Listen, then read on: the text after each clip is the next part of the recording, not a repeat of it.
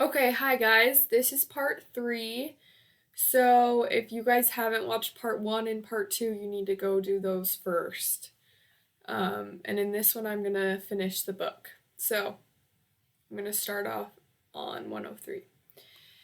Hey, Dominguez called from the other room. Is this what you need? He emerged with a stack of envelopes taken from a kitchen drawer, some from a local bank, some from the Veterans Administration. The attorney figured through them and without looking up said, "That'll do." He pulled out a bank statement and made a mental note of the balance. Then, as often happened with the three visits, he silently congratulated himself on this own portfolio of stocks, bonds, and a retirement plan. It sure be and it sure be ending up like this poor slob with little to show but a tidy kitchen. Okay, the fifth person Eddie meets in heaven. White. There was only white now. No earth, no sky, no horizon between the two. Only a pure and silent white, as noiseless as the deepest snowfall at the quietest sunrise. White was all Eddie saw. All he heard was his own labored breathing, followed by an echo of that breathing. He inhaled and heard a loud inhale. He exhaled in it too. Eddie squeezed his eyes shut. Silent is worse when you know it won't be broken, and Eddie knew. His wife was gone. He wanted her desperately. One more minute, half a minute, 5 more seconds, but there was no way to reach or call or wave or even look at her picture. He felt as if he'd tumbled down steps and was crumpled at the bottom. His soul was vacant. He had no impulse. He hung limp and lifeless in the void as if on a hook, as if all the fluids had been gored out of him. He might have hung there a day or a month. It might have been a century. Only at the arrival of a small but haunting noise did he stir. His eyelids lifting heavily, he had already been to 4 pockets of heaven, met 4 people, and while each had been mystifying upon arrival, he sensed that this was something altogether different. The tremble of noise came again, louder now, and Eddie, in a lifelong defense instinct, clenched his fists only to find his right hand squeezing a cane. His forearms were pocketed with liver spots. His fingernails were small and yellowish. His bare legs carried the reddish rash shingles that had come during his final weeks on earth. He looked away from his hastening decay. In human accounting, his body was near its end. Now came the sound again, a high-pitched rolling of irregular shrieks and lulls in life. Eddie had heard this sound in his nightmares, and he shuddered with the memory. The village, the fire, Smitty, and the noise, this squealing crackle that in the end emerged from his own throat when he tried to speak. He clenched his teeth as if that might make it to stop, but it continued on like an unhealed alarm until Eddie yelled into the choking whiteness. "What is it? What do you want?" With that, the high pitched noise moved to the background, layering atop a second noise, a loose, relentless rumble, the second of a running river, and the whiteness shrank to a sunspot reflecting off shimmering waters. Ground appeared beneath Eddie's feet. His cane touched something solid. He was high on the embankment where a breeze blew across his face and a mist brought his skin to moist glaze. He looked down and saw in the river the source of those haunting screeches, and he was flushed with relief of a man who finds, while gripping the baseball bat, that there is no intruder in his house. The sound, the screaming, whistling, thrumming squeak, was merely the catastrophe of children's voices, thousands of them at play, splashing in the river and shrieking with innocent laughter. Was this what I'd been dreaming, he thought, all this time? Why? He studied the small bodies, some jumping, some wading, some carrying buckets, while others rolled in the high grass. He noticed a certain calmness to it all, no rough housing, which you usually saw with kids. He noticed something else. There were no adults, not even teenagers. These were all small children with skin the color of dark wood, seemingly monitoring themselves. And then Eddie's eyes were drawn to a white boulder. A slender young girl stood upon it, apart from the others facing his direction. She motioned with her hands, waving him in. He hesitated. She smiled. She waved again and nodded, as if to say, "Yes, you are." Eddie lowered his cane to navigate the downward slope. He slipped, his back knee buckling, his legs giving away, but before he hit the earth he felt a sudden blast of wind at his back, and he was whipped forward and straightened onto his feet. And there he was, standing before the little girl as if he'd been there all the time. Today is Eddie's birthday. He is 51, a Saturday. It is his first birthday without Marguerite. He makes Sanka in a paper cup and eats 2 pieces of toast with margarine. In the years after his wife's accident, Eddie shooed away any birthday celebration, saying, "Why do I gotta be reminded of this day for?" It was Marguerite who insisted. She made the cake, she invited friends, she always purchased 1 bag of taffy and tied it with a ribbon. "You can't give away your birthday," she would say. Now that she's gone, Eddie tries at work. He straps himself on a roller coaster curve, high and alone, like a mountain climber. At night, he watches television in the apartment. He goes to bed early, no cake, no guests. It is never hard to act ordinary if you feel ordinary, and the plainness of surrender becomes the color of Eddie's days. He is 60, a Wednesday. He gets to the shop early. He opens a brown bag lunch and rips a piece of bologna off a sandwich. He attaches it to a hook, then drops it to twine down the fishing hole. He watches it float. Eventually it disappears, swallowed by the sea. He is 68, a Saturday. He spreads his pills on the counter. The telephone rings. Joe, his brother, is calling from Florida. Joe wishes happy birthday. Joe talks about his grandson. Joe talks about a condominium. Eddie says, at least 50 times. He is 75, a Monday. He puts on his glasses and checks the maintenance reports.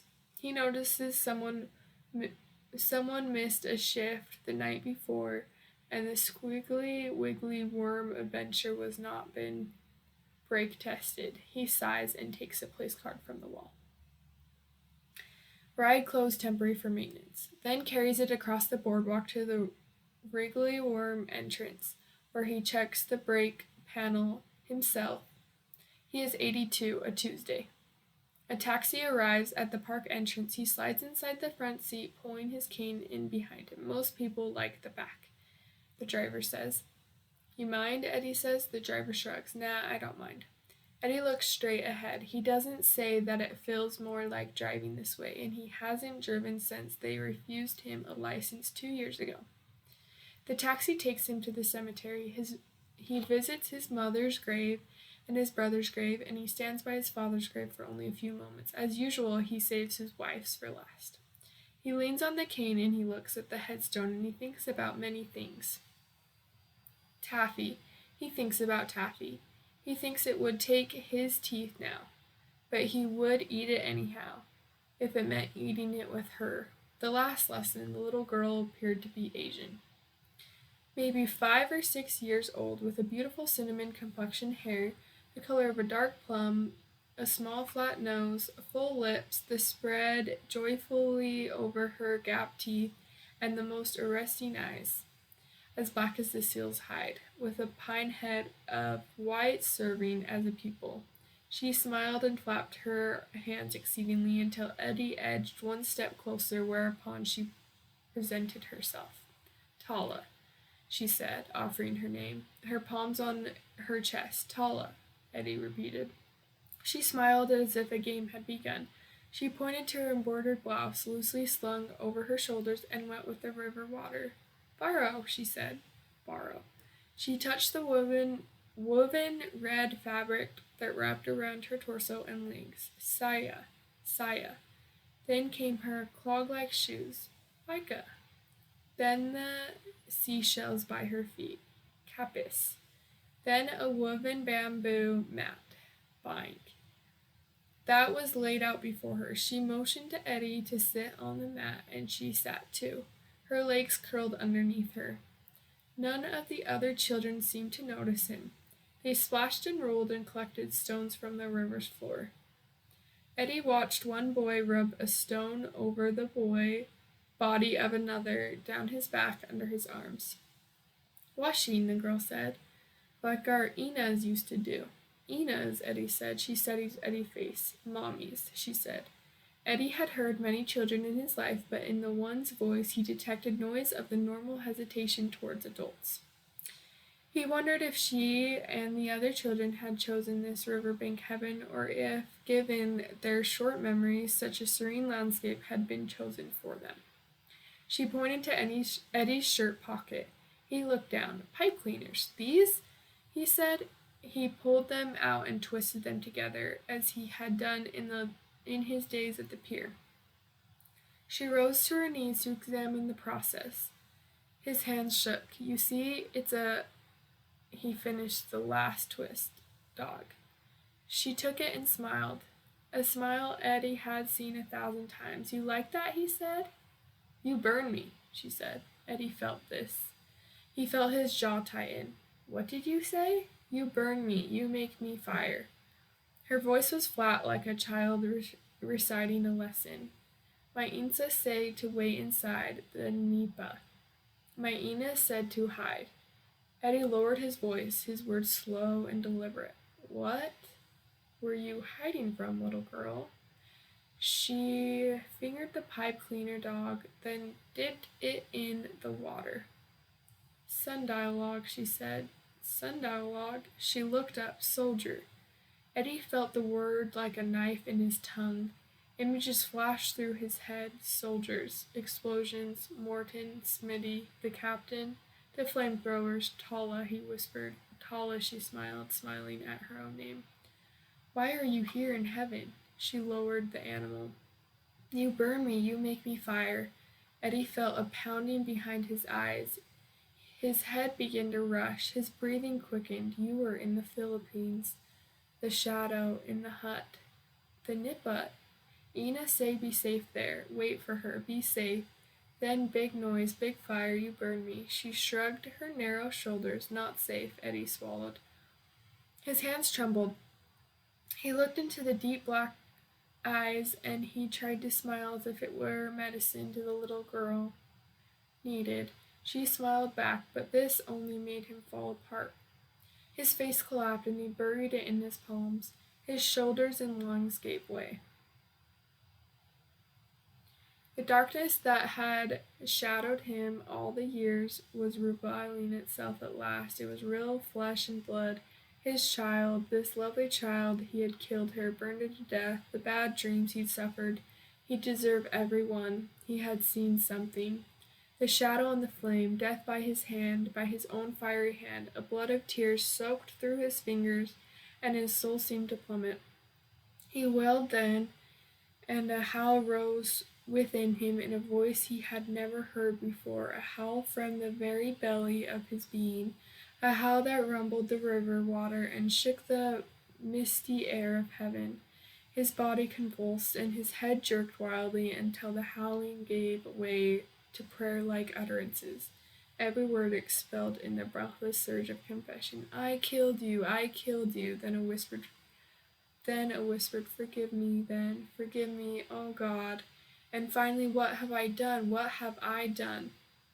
He wept and he wept until the weeping drained him to a shiver.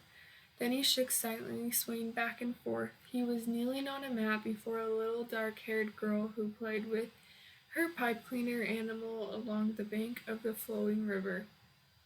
At some point when his anguish had quietened, Eddie felt a tapping on his shoulder. He looked up to see Tala holding out a stone. "You wash me," she said. She stepped into the water and turned her back to Eddie.